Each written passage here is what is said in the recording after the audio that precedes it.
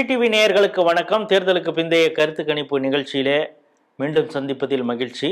ஒவ்வொரு சட்டமன்ற தொகுதியாக பார்த்துட்டு இருக்கோம். அந்த சட்டமன்ற தொகுதியில் நாம் நடத்திய தேர்தலுக்கு பிந்தைய கருத்து கணிப்பு முடிவுகளை தான் உங்கள் முன் பகிர்ந்து கொண்டு வருகிறோம். அந்த வகையிலே மதுரை மாவட்டத்தில் இருக்கக்கூடிய மதுரை மத்தி சட்டமன்ற தொகுதியை தான் நம்ம பார்க்குறோம். இங்கே மிக முக்கியமான ஒரு ஸ்டார் தொகுதியாக மாறி இருக்கு. இந்த தேர்தல் பிரச்சாரம்லாம் இங்கே எந்த அளவுக்கு அனல் பறந்தது சூடு பறந்ததுன்னு பார்க்குறோம். பர்சனல் அட்டாக் அதெல்லாம் கூட வேட்பாளர்களுக்கு மத்தியில் நடந்ததெல்லாம் நம்ம பார்க்குறோம். பிடிஆர் பழனிவேல் தியாகராஜம் தர லெவலில் இறங்கி எல்லாம் பேசுனதெல்லாம் பார்க்குறோம். அவர் சுந்தர் சியை நான் என்ன படிச்சிருக்கேன்னு தெரியுமா, என்ன தெரியுமா அப்படின்னு சொன்னதும், கடைசி கட்டத்தில் தன்னுடைய தாத்தா அப்பாவையெல்லாம் நினச்சி அவர் சென்டிமெண்ட்டாக அழுது புலம்பியது. அதுக்கப்புறம் ஓட்டு போடவே ஏதோ ஃபர்ஸ்ட் நைட்டுக்கு வர்றது மாதிரி பூவெல்லாம் சுற்றிக்கிட்டு அவர் செமையாக இருந்தது அந்த தொகுதி.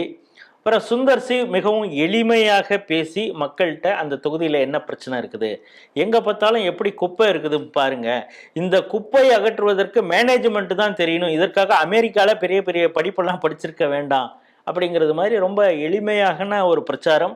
அது மக்கள் மத்தியில் தாக்கத்தை ஏற்படுத்தியிருக்கிறது. அந்த பிரச்சாரமே சுந்தர் சிக்கு பதில் சொல்லக்கூடிய அளவில் பிடிஆர் பழனிவேல் தியாகராஜன் அந்த போகக்கூடிய ஒரு நிலைமை வந்தது அப்படிங்கிறத பார்க்குறோம். இதனால மற்ற வேட்பாளர்கள் அந்த இடத்துலயே சீன்ல இல்லை. இது டைரக்டா திமுக அதிமுக இடையான ஒரு போராக அந்த பகுதியில் இருந்தது. வெற்றி வாய்ப்பு யாருக்கு அப்படிங்கிறத கள ஆய்வில் ஈடுபட்டவர்கிட்ட கேட்டு தெரிஞ்சு கொள்வோம். வணக்கம். மதுரை மத்தி யாருக்கு சொந்தமாக போகிறது? மீண்டும் பிடிஆர் பழனிவேல் தியாகராஜனா இல்ல சுந்தர் சிக்கு வாய்ப்பு இருக்கா? இந்த பகுதியை பொறுத்தளவு கொஞ்சம் இழுபறியான சூழ்நிலை தான் இருக்கு.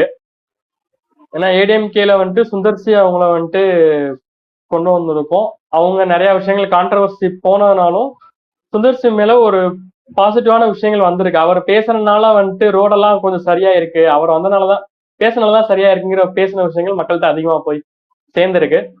இது முதல் விஷயமா நம்ம பார்க்கணும். ரெண்டாவது விஷயம் பார்த்தோம்னா டிவிகே நாம் தமிழர் இவங்க ரெண்டு பேருமே முஸ்லீம் கேண்டிடேட்டா அறிவிச்சிருக்காங்க. அந்த முஸ்லீம் கேண்டிடேட் அவங்க அறிவிச்சிருக்காங்க அப்படிங்கறதுனால அதிகமான அது நெகட்டிவ் டிஎம்கேக்கு. ஏன்னா முஸ்லீம் ஓட்னா டிஎம்கேவோட ஓட் பேங்க். அதை தாவேகாவும் உடைச்சிருக்காங்க, நாம் தமிழரும் உடைச்சிருக்காங்க. யங்ஸ்டர்ஸோட ஓட்டும் கொஞ்சம் மாறி இருக்கு. ஸோ அதனால டிஎம்கே அது குறைவா இருக்கு. ரெண்டாவது விஷயம், கடைசி நேரத்துல அவரு பேசின விஷயங்கள் அழுதது கடைசியா அவர் யூஸ் பண்ண டெக்னிக். இன்னொரு இடத்துல பிரஸ்ல பேசும்போதெல்லாம் அவர் என்ன பண்ணுன என்ன குற்றச்சாட்டு அவர் மேல வச்சிருக்காங்களோ அதுக்கான விளக்கங்கள் அவர் கொடுக்கவே இல்லை. அவர்கிட்ட இருந்த 2 பிஏ பத்தியான விஷயங்களா இருக்கட்டும், மாநகராட்சி ஊழலா இருக்கட்டும், இது சம்பந்தமான விஷயங்கள் அவர் பேசவே இல்லை. நான் மதுரைக்காரன்டான்னு சொல்றது, மல்லிகைப்பூ தூக்கிட்டு போய் ஏதோ ட்ரெண்டிங்கா பண்ற மாதிரி பண்ணி பேர் வாங்கணுங்கிறக்காண்டி பண்ண விஷயங்களா இருக்கட்டும். இன்னொரு விஷயம், என்கிட்ட போன வாட்டி போட்டி போட்டாங்க, அவங்கெல்லாம் என் கூட தான் இருக்காங்க, நாம் தமிழர் வேட்பாளர் இப்ப என் கூட தான் இருக்காரு, அவங்க இருக்காங்க இவங்க இருக்காங்கன்னு சொல்லிட்டு கூட்டணி கட்சியில இருக்கக்கூடியவங்க வந்திருக்காங்கிறத மட்டுமே பெரிய லெவலில் அவர் பேசுறத தவிர அவர்கிட்ட ஒரு கான்பிடென்ட் இல்லை. அதோடைய கடைசி எல்லா விஷயமும் முயற்சி பண்ணியும் நம்ம ராஜதந்திரங்கள் அனைத்தும் வீணாகி விட்டதுங்கிற மாதிரி இடத்துலதான் கடைசியில மெயினான பாயிண்ட்ல அவரு ஒரு ஃபீல் பண்ணி அழுதா அதனால ஓட் பேங்க் மக்கள் மேல வருமா அப்படிங்கிற அளவுக்கு சூழ்நிலை இருக்கு. அது அந்த காலத்துல வேணா சாத்தியமா இருந்திருக்குமே தவிர இந்த காலத்துல விவாதங்கள் நிறைய பாக்குறாங்க மக்கள். ஸோ அதனால மாத்தி ஓட்டு போட்டதுக்கான வாய்ப்பு இருக்கு. டிவிகே இளைஞர்களுக்கான ஓட்டு டிவிகே கொஞ்சம் எடுத்திருக்காங்க. ஸோ டிஎம்கேக்கு நெகட்டிவா இருந்திருக்கு, ஏடிஎம்கேக்கு கொஞ்சம் பாசிட்டிவா இருக்கு. இருந்தாலும் இழுவலியான ஒரு நிலையா தான் இங்க காணப்படுது. மதுரை மாவட்டம் மதுரை மத்தி சட்டமன்ற தொகுதி. இது தேர்தல் பிரச்சாரத்தில் ஊடகங்கள் மூலமாக மிகப்பெரிய அளவு ஹைலைட் ஆனது அப்படிங்கிறத பார்க்குறோம். சுந்தர் சி எடுத்து வைத்த பல வாதங்கள், அதனை ஒட்டி பல விஷயங்களை அவங்க சரி பண்ணக்கூடிய அளவுக்கு ஆயிருக்காங்க. அதாவது வெற்றி பெறவில்லை சுந்தர் சி, ஆனால் அவர் தேர்தல் பிரச்சாரத்தில் சொன்னதுக்காக பல விஷயங்களை செய்திருக்காங்க. அப்படிங்கிறப்பயே அது மக்கள் மத்தியில் ஒரு ரீச் ஆயிருக்கு அப்படிங்கிறதும், மாநகராட்சி ஊழல், இவருடைய முன்னாள் பிஏக்கள் இப்போ தேடப்படும் குற்றவாளிகளாக ஃபாரின்ல தப்பிச்சு போயிருக்காங்க, அந்த விஷயங்கள்லாம் ஒரு பக்கம் இருக்கிறது. தாவேகா மற்றும் நாம் தமிழர்களுடைய வேட்பாளர்கள் இருவருமே வந்து முஸ்லீம் வேட்பாளர்களாக இருக்காங்க. அப்துல் ஹக்கீம் நாம் தமிழர் கட்சியின் சார்பாகவும், முஸ்தபா தாவேகா கட்சியின் சார்பாகவும் போட்டியிடுறாங்க. இவங்க இந்த பகுதியில் இருக்கக்கூடிய பெரும்பாலான முஸ்லீம் வாக்குகளை இவங்க பிரிக்கிறாங்க. தாவேகா அனைத்து சமுதாயத்துடைய இளைஞர்களுடைய வாக்குகளையும் பிரிக்கிறதுனால அதுவும் கூட திமுகவுக்கு ஒரு பின்னடைவாக இருக்கிறது. பிரச்சாரத்தில் அவரால் பல விஷயங்களை தைரியமாக பேச முடியல. இன்னொன்று, எனக்கு அதிகாரமே இல்லை, நான் நினைச்சதை செய்ய முடியலன்னு ஒரு கையறு நிலையில அவர் பிரச்சாரம் பண்ணதுங்கிறதும், அவர் சார்ந்த திமுகவே அவர் குறை சொல்றது மாதிரியாக விஷயங்களும் நடந்தது.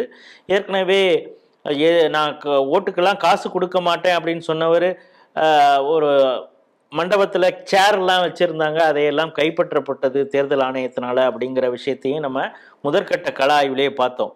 அதனால் ஒரு டஃப் ஃபைட் இந்த பகுதியில் போயிட்டுருக்கு. ஏன்னா சுந்தர் சி அந்த அளவுக்கு அவர் அரசியலுக்கு புதுசுனாலும் அவர் பேசிய பேச்சு வந்து அங்கே எடுபட்டிருக்கு அப்படிங்கிறதும், அங்கே கூடவே பாஜக, அதிமுக, எல்லா கூட்டணி அமமுக இவங்களுடைய அந்த பலம் அது அவருக்கு உறுதுணையாக இருந்திருக்கும்.